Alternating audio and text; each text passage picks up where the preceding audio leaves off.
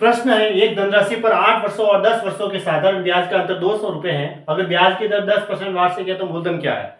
देखो, मूलधन P बराबर SI गुणा 100 ऊपर होता है, ठीक है, SI गुणा 100 बटा, अब P निकालना है तो बचा क्या? R और T। तो R और T क्या आएंगे? नीचे आएंगे ऐसे। अब डायरेक्ट हम निकाल सकते हैं। देखो, अब यहां देखो, साधारण ब्याज का अंतर दे रखा है, न कि साधारण ब्याज दे रखा है, ये ध्यान रखना। अगर मैं ऊपर एक जगह अंतर लिखूंगा तो नीचे भी मुझे या तो टाइम और या रेट का अंतर लेना पड़ेगा। तो यहाँ टाइम 2 दे रखे हैं, 8 वर्ष और 10 वर्ष, तो फिर इनका अंतर ले लेना, क्योंकि ऊपर SI का अंतर दे रखा है। साधारण ब्याज का अंतर कितना दे रखा है? साधारण ब्याज का अंतर 200 रुपए है, तो यहाँ लिखा मैंने 200 गुणा 100। अब देखो, ऊपर एक जगह अंतर लिखा है तो नीचे भी एक जगह अंतर लिख दो।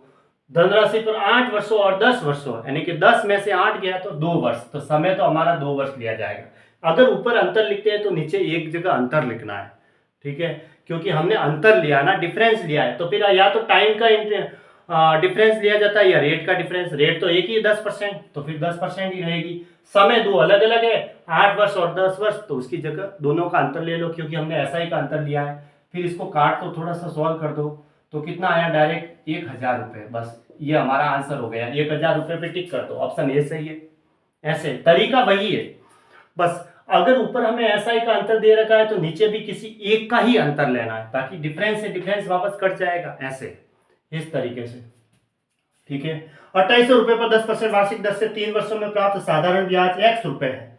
फिर 6200 रुपये पर 14% वार्षिक दर से Y वर्षों में प्राप्त साधारण ब्याज 1736 रुपये है, तो X बटा Y का मान क्या होगा?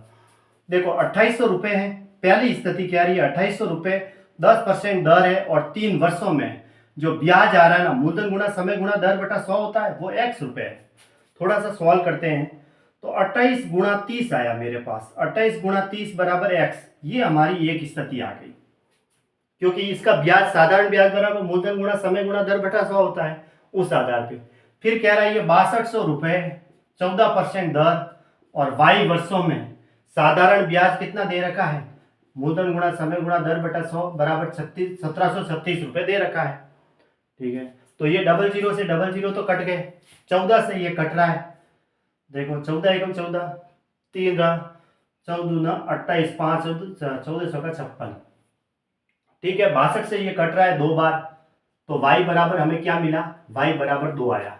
अब हमें चाहिए क्या? हमें चाहिए x बटा y, ये चाहिए। इसने कहा कि x बटा y का मान क्या होगा?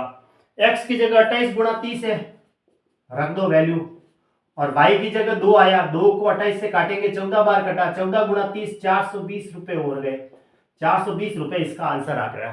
कौन सा ऑप्शन बेटा? फिर ऑप्शन सी सही है।